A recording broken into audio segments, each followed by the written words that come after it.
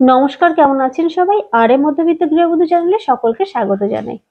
বানাবো আজকে ইঁচড়, তাও কিন্তু আবার নিরামিষ। যেহেতু সামনেই কিন্তু তারকেশ্বরে যেতে হবে, তাই কটা দিন নিরামিষ। পুরো মাসটাই নিরামিষ খেলে ভালো হয়, কিন্তু সেটা তো আর হয় না, বাড়ি বাচ্চারা আছে। তাই আমরা ঠিক করেছি আজকে থেকে, মানে বৃহস্পতিবার থেকেই আমরা নিরামিষটা খাবো। তো নিরামিষ কাঁঠালের ইঁচড় কিন্তু দারুণ টেস্ট হয়। আমরা অনেক রকম দিয়ে খাই। ইঁচড় চিংড়ি খাই, তারপরে কি জানো, খাসির তেল দিয়ে, না খাসির তেল দিয়ে খাই। এটাও কিন্তু দারুণ টেস্ট হয়। তো কাটার প্রসেসটাও কিন্তু এখানে আলাদা। এই যে দেখতেই পাচ্ছেন, এরকম করে প্রথমে কেটে নেওয়া হয়েছে। তারপরে এই যে শুধু এই ছালটা ওপর থেকে ছাড়িয়ে নিলেই, আর এই ভেতরের এইটা কিন্তু আমরা পুরোভাবে ফেলে দিই। অনেকে আবার ভেতরে একটুখানি রাখে, আমাদের আবার ভেতরটা ভালো লাগে না, অনেকে রাখে জানো। এটা এই খানিকটা রেখে দেবে, খাবো দাদা, ভালো লাগে না। এই যে ছাড়িয়ে নিল, কি দারুণ। তা আমি কাটছি না, এটা কেটে দিচ্ছে ওই যে আমার মেয়ে সম্পর্ক হয়, আগেই পরিচয় করিয়েছি। তো অলমোস্ট কিন্তু কাটা হয়ে গেছে, চলুন এবার রান্নাটা করি।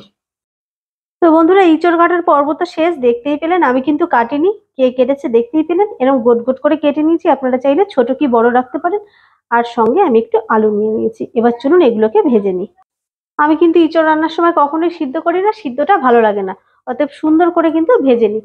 তো এই যে তেল দিয়ে দিয়েছি, তেলটা একটুখানি বেশি পরিমাণে দিতে হবে। এবারে ইঁচড়গুলো ভেজে নেব।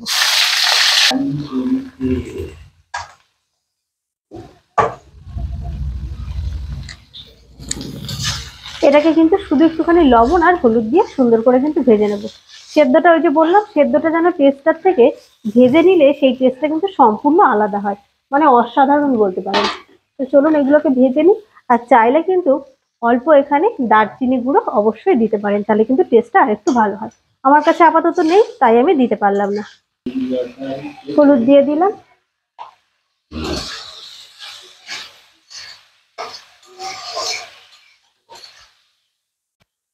তো বন্ধুরা, দেখতেই পাচ্ছেন ইঁচড় ভাজাটা কিন্তু আমার কমপ্লিট। তো আর একটুখানি হবে, কমপ্লিট বললে ভুল। এই যে এরকম সুন্দর করে কিন্তু ভেজে নিতে হবে। দেখতেই পাচ্ছেন, দেখেই বুঝতে পারছেন এটা কিন্তু প্রায় হয়ে এসছে। এই যে একটুখানি খুন্তি দিয়ে দেখিয়ে দিই, একেবারে পুরো হয়নি, মোটামুটি ভাবে এই যে খুন্তিটা ঢুকে গেল, দেখতেই পেলেন। এই যে এরকম ভাবে এটা করতে হবে। অতএব ভেজে নিলে কিন্তু টেস্টটা সত্যি সুন্দর হয়।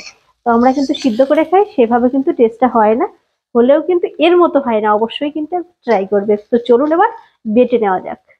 এদিকে দেখুন, শুকনো লঙ্কা নিয়ে নিয়েছি, ধনে নিয়েছি, জিরে আর আদা। ভাজা কিন্তু কমপ্লিট বন্ধুরা, চলুন এবার এটাকে নামিয়ে নিই। এবার কিন্তু আলুটাও একটু ভেজে নেব। দেখতেই পাচ্ছেন কতটা সুন্দরভাবে ভাজা হয়ে গেছে। এই যে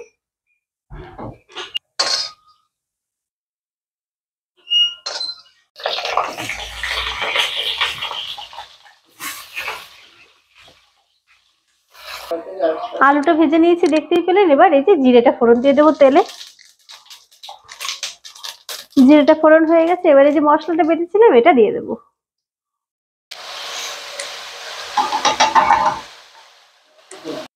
সঙ্গে সঙ্গে একটু জল দিয়ে দিলাম, নাহলে কি হবে, মশলাটা আবার পোড়া পোড়া মতো হয়ে যাবে। জলটা দিলে মশলাটা সুন্দরভাবে কষাটা ভালো হয়। এবার পরিমাণ মতো হলুদ, লবণ আর দুদানা চিনি দিয়ে দিলাম, দিয়ে একটু মশলাটা কষে নেব। খুব বেশি কষার দরকার নেই, এটা একটুখানি কষে নেওয়ার পরেই কিন্তু আলুটা দিয়ে দেবো। দেখতেই পাচ্ছেন একটুখানি ফুটে উঠেছে, এবার দিয়ে দিলাম আলু। আলুটা দিয়ে আর একটুখানি কষে নেব। মশলা থেকে এই যে তেলটা কিন্তু ছেড়ে দিয়েছে। এবার চলুন ভেজে রাখা, কি বলুন, দেখেছে ইঁচড়গুলো দিয়ে সুন্দর করে কিন্তু কষে নেব।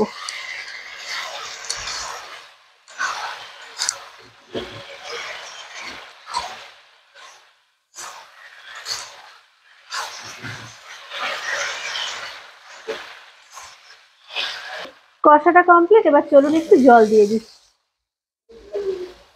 জলটা কিন্তু আপনাদের আন্দাজ মতনই দেবেন, আমি দিয়ে দিলাম আমার আন্দাজ মতো, আপনারা আপনাদের আন্দাজ মতো দিয়ে দেবেন।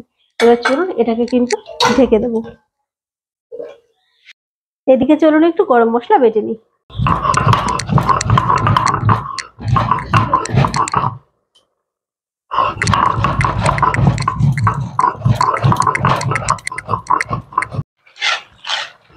বাটাটা কিন্তু কমপ্লিট হয়ে গেছে, গরম মশলাটা বেটে নিলাম। ভাজা গরম মশলাটা এই ক্ষেত্রে কিন্তু দিলাম না, আমি কিন্তু নর্মালি ভাজা গরম মশলা দিই, কিন্তু এইটাই না নিরামিষ তো বাটা দিলে না টেস্টটা সুন্দর হয়। এদিকে দেখুন ঢাকনা খুলে দিয়েছি, এটা প্রায় হয়েই গেছে, সিদ্ধ তো হয়েই গেছে। এবার ঝোলটা একটুখানি কমলে ঘি আর গরম মশলা দিলেই কিন্তু রেডি। দেখতেই পাচ্ছেন এটা কিন্তু আমার কমপ্লিট হয়ে গেছে, ঝোল কিন্তু আর শুকাবো না। এবার এই যে দিয়ে দেবো কিন্তু অল্প ঘি, এবার দিয়ে দিলাম গরম মশলা, এবার নেড়ে নেবো, ব্যাস কমপ্লিট কিন্তু। আর কিন্তু ফোটাবো না, এতেই কিন্তু এই গরমেই হয়ে যাবে। তো বন্ধুরা রেডি আমার ভাজা এঁচোড়ের নিরামিষ, অসাধারণ টেস্ট, অবশ্যই ট্রাই করবেন। আজকের মতো এটুকুই, আবার একটা নতুন রেসিপি নিয়ে আপনাদের সামনে চলে আসবো। টাটা।